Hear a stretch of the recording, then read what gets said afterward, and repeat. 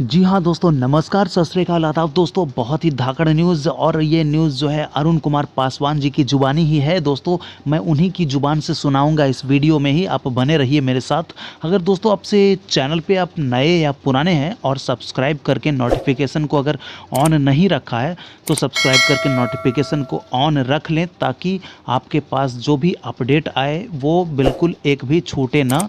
क्योंकि मैं सारा अपडेट दोस्तों आप लोग के लिए लाकर दे देता हूं, और आप लोग अगर नहीं सुनेंगे, नहीं देखेंगे तो ये आपकी गलती होगी। अगर आप कुछ नहीं जानते हैं, अगर आपका कुछ नहीं हो पाएगा तो ये हमारी समस्या नहीं होगी दोस्तों। इसलिए आप चैनल को सब्सक्राइब करके और नोटिफिकेशन को ज़रूर से ज़रूर ऑन कर लें, और सारी बातों को ध्यान से सुनिएगा। हम अरुण कुमार पासवान जी की वो हर बात सुनाएंगे, और आपको बिल्कुल उसे ध्यान लगाकर सुनना है और उस पर फॉलो करना है। क्योंकि दोस्तों इसमें गलती किसकी है वो आपको समझ में आ जाएगा, और ज्वाइनिंग कितनी जल्दी होने वाली है और कब तक लिंक का काम ख़त्म कर लेने का फटकार लगाया है। तो ये सब सारी बातें आप लोग को उसमें पूरा सुनिएगा तो आप लोग को समझ में आ जाएगा कि अरुण कुमार पासवान का मतलब क्या है और उनका निर्देश हमारे संगठन के लिए क्या है।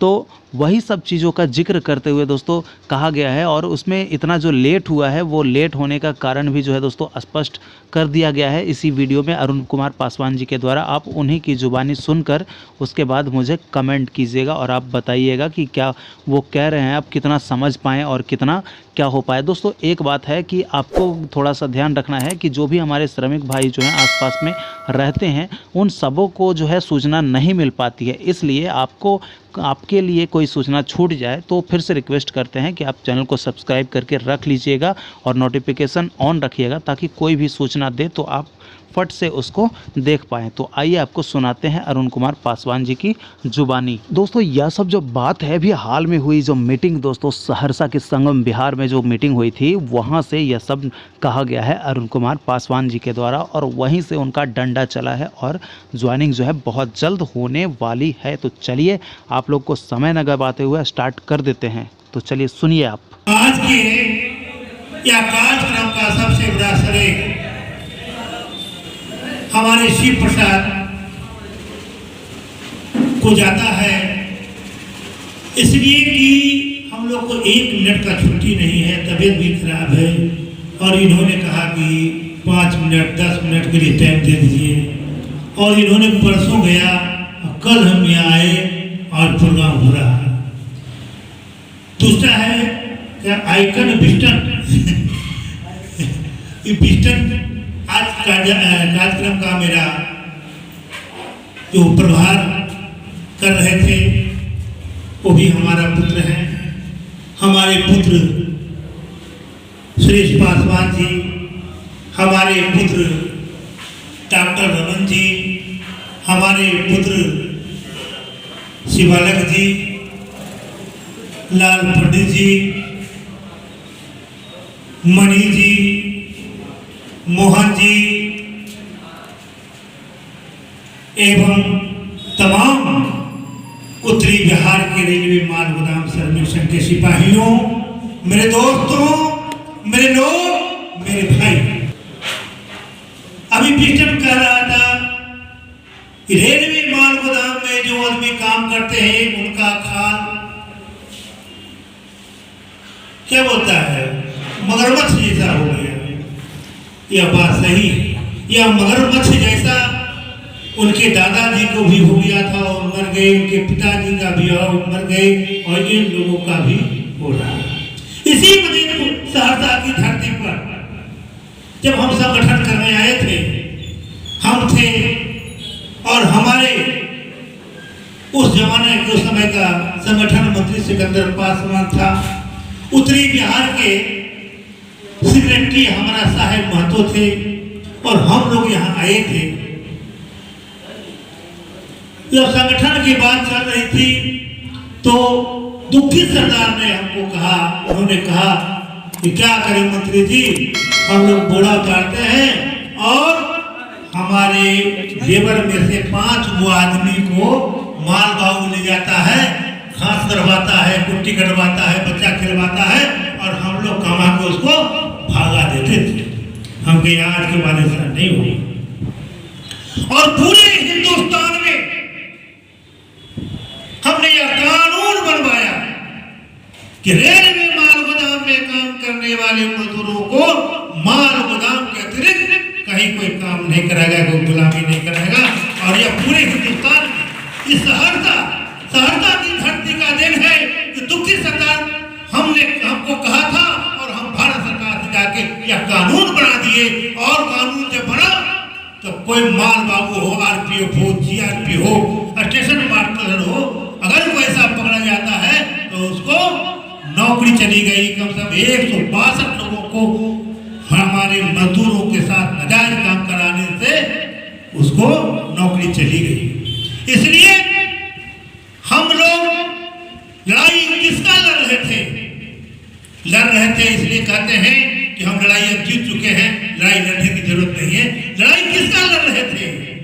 उसका लड़ाई लड़ रहे थे और लड़ रहे हैं कि जो आदमी, उसका पिताजी भी नहीं सोचा होगा कि मेरा बेटा कभी सरकारी कर्मचारी बनेगा या मेरा बेटा कभी भी मोटरसाइकिल से घुस सकता है, वो नहीं सोचा होगा। जिसके साथ जब शादी हुआ होगा, जो लड़का लड़की देखा देखी करता अगुआ जो बनता है, वो भी कभी नहीं सोचा होगा कि हम ऐसा लड़का से इस लड़की को शादी करा रहे हैं कि आने वाला दिन में ये भी खुशहाल हो सकता है। उसका माता पिता भी नहीं सोचा होगा कि इस लड़का से शादी हम अपनी बच्ची को कर रहे हैं, कभी ऐसा होगा कि इसका भी दिन आगे बढ़ सकता है। हम उसकी लड़ाई लड़ रहे थे और लड़ने का काम किया और विजय हासिल करने का काम किया। मेरे दोस्तों, मेरे लोग, मेरे भाई, कोई एक बच्चा हम पैदा करते हैं, आप भी पैदा किए हैं। एक बच्चा को पैदा करने के बाद नर्सरी से लेकर के बीए तक पढ़ाना पड़ता है और बीए पास करने के बाद जब वो ग्रेजुएशन करता है, उसके बाद नौकरी के बारे में सोचना पड़ता है। कोई गारंटी नहीं है उसको कल भविष्य बनेगा कि नहीं बनेगा। हमारा बेटा, हम 10 लाख लोगों का बाप, ऐसा बाप है उसमें से 99% हमारा बेटा कभी स्कूल नहीं गया होगा और उसका भविष्य हम गारंटी के साथ उसको अग्रसर करने के लिए तैयार है, अग्रसर है। यह बात मान लो मेरे दोस्तों, मेरे लोग, मेरे भाई। जब अरुण कुमार पासवान पैदा नहीं हुआ था और धर्मेंद्र जब पैदा नहीं हुआ था तो हमारे घर में बरदुही करने के लिए कोई आता था तो उसे पूछता था कि लड़का क्या करता है, तो कहता था कि मोटियां काम करता है। कहता था कि नहीं? बोरा धोने का काम करता है। और जब मेरा बेटा और मेरे बेटा का बेटा जब माल गोदाम में काम करता है और उसके यहाँ पर तो ही जाता है, पूछता लड़का की करे से हो, लड़का आता है हमार माल गोदाम में काम करे थे तो कहना होता है 65,000 रुपया ले वो पिलिंडा दियो। हमारा भाई, हमारा बेटा जानता है नहीं नाम स्प्लेंडर, वो पिलिंडा मांगता है और उसका बेटा को पिलिंडा मिलता है, स्प्लेंडर मिलता है, लेता है भविष्य की बात करता है। तमाम उत्तरी बिहार के रेलवे माल गोदाम सर्विसन के सिपाहियों, मेरे दोस्तों, मेरे लोग, मेरे भाई, अभी भीषण कह रहा था कि रेलवे माल गोदाम में जो आदमी काम करते हैं उनका काल क्या बोलता है, मगरमच्छ जैसा हो गया। यह बात सही है। यह मगरमच्छ जैसा उनके दादाजी को भी हो गया था और मर गए, उनके पिताजी का भी और मर गए और इन लोगों का भी हो रहा। इसी वजह से सहरसा की धरती पर जब हम संगठन करने आए थे, हम थे और हमारे उस जमाने के समय का संगठन मंत्री सिकंदर पासवान था। उत्तरी बिहार के सेक्रेटरी हमारा साहेब महतो थे और हम लोग यहाँ आए थे। जब संगठन की बात कर रही थी तो दुखी सरकार ने हमको कहा, उन्होंने कहा कि क्या करें मंत्री जी, हम लोग बोरा उतारते हैं और हमारे लेबर में से 5 वो आदमी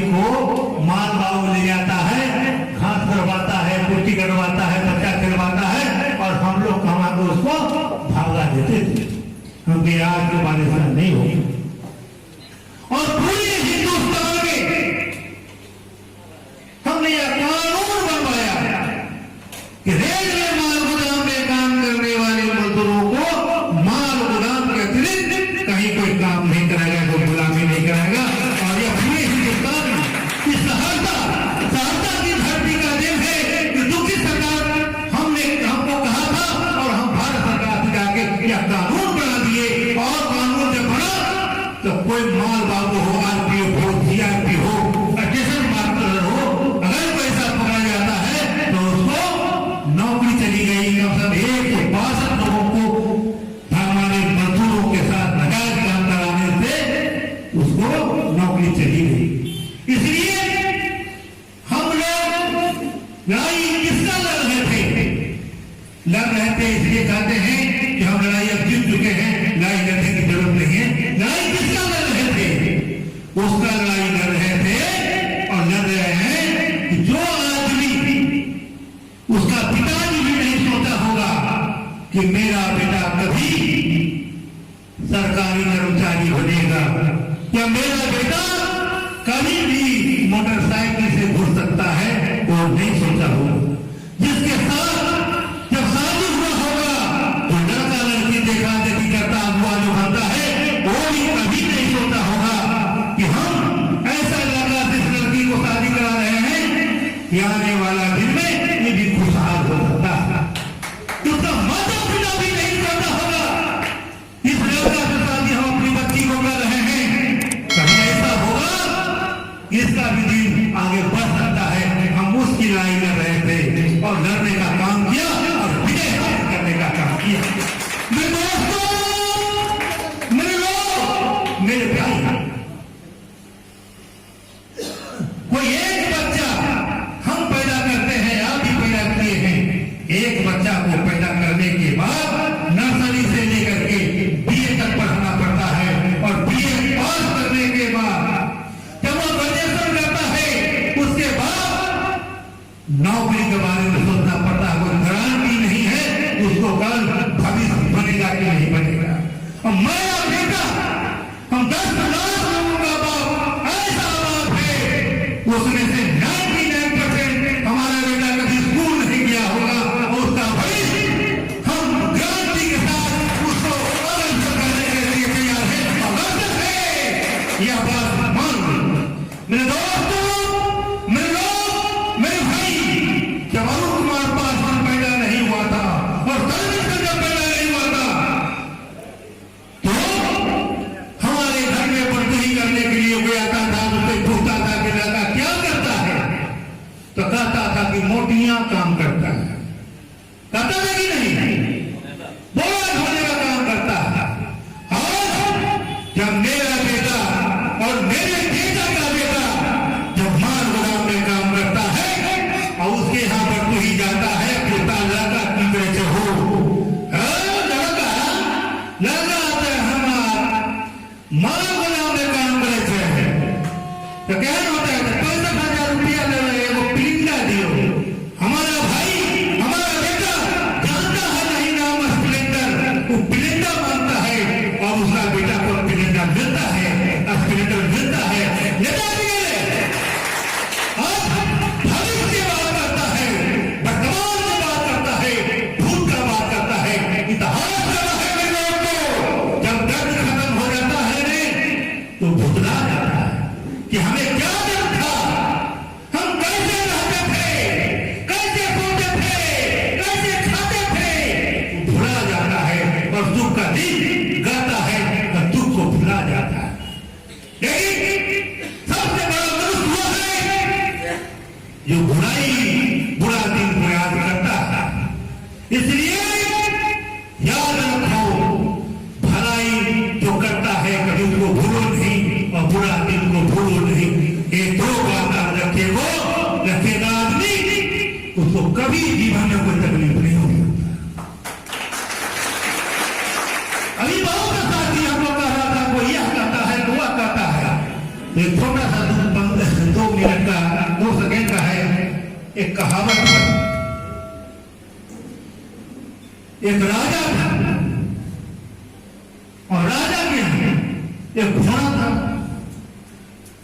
और एक गधा भी था। गधा कहा कि घास उजला होता है।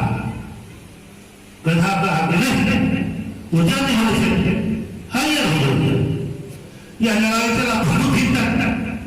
यह अब दोनों लड़ते लड़ते चल गया राजा के पास। राजा को कहा,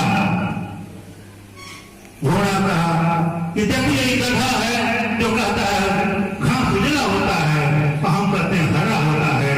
तो कहा कि घास हरा होता है, तुम क्या कहा? घोड़ा हरा होता है। गधा क्या कहा? उजला होता है। तो कहा सबसे बड़ा उमर गए घोड़ा को। घोड़ा कहा कि की संख्या घास तो है वैसे। तके रे गधा, वो तो गधा है और उसे तुम लड़ रहा था, उसके बाद तुम हम लोगों को डिस्टर्ब किया, राजसभा का डिस्टर्ब किया। इसलिए गधा जो कहा उसके लिए तुम झगड़ा क्यों किया? इसलिए हिंदुस्तान यही पूरे संसार में बहुत से गधा गाँव है। तुमको उजला कहेगा, पीला कहेगा, हरियर कहेगा। अरे गधा, तुम अरुण पासवान का बेटा हो, घोड़ा हो, तुम जानते हो हरियर है नहीं तो हरियर है। इसलिए किसी गधा के बराबर मत रहना, नहीं तो तुम्हारे जीवन को बर्बाद करने का काम करेगा। मेरे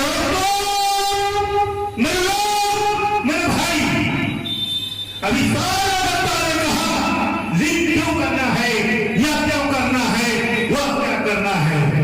सारा बात समस्या यह ही है। समस्या यह है कि हम लोगों ने कई बार दिल्ली गया, कई बार हिंदुस्तान के कोने कोने हम लोगों ने भारतीय रेलवे माल बना सैनिक संघ के झंडा लेकर के पूरे हिंदुस्तान को जाने का काम किया। कई बार भी हमारा कुर्बान हो गया। यहाँ पर सिकंदर पासवान चले गए, मादा में क्या नाम है, और मादा में हमारा साथी चले गए। हमारा राष्ट्रीय संगठन मंत्री महिला प्रकोष्ठ के सूरो देवी चली गई। हमारा किशोरी जी चले गए। हमारा साहेब महतो चला गया, दुखी सरदार चला गया, सुल्तान मधुका सरदार चला गया। कई साथी हमारे चले गए और उस सोच के साथ गया कि आज लेकर हम तमाम लोगों को अपने अधिकार दिलाने का काम करेंगे। आज हम लोगों ने संघर्ष किया, लड़ाई लड़ा और हम लोग भारत सरकार से पूछते थे कब होगा, कब होगा, कब होगा। अब भारत सरकार कहता है कि आप लिस्ट कब दोगे, कब दोगे, कब दोगे। अरे गधा, तुम लिस्टवा कहे देता है, और लिस्टवा कराओ तब होगा। तुम लोग को ऐसा लगता है पूरे हिंदुस्तान में बहुत से चोर और डकैत भी घूम रहा है, तो तुम्हारा पाप गिरता है। तुमको ऐसा लगता है चोर से बचना है, डकैत से बचना है, तमाम अधिकारी है, उससे भी नहीं समझ में आता है। तो तुमने अपने बाप को बोल सकता है, मिल सकता है। इसलिए जो मेरा बेटा है सब ठीक ठाक है। कुछ लोग जो है संगठन को बदनाम करने का काम करता है।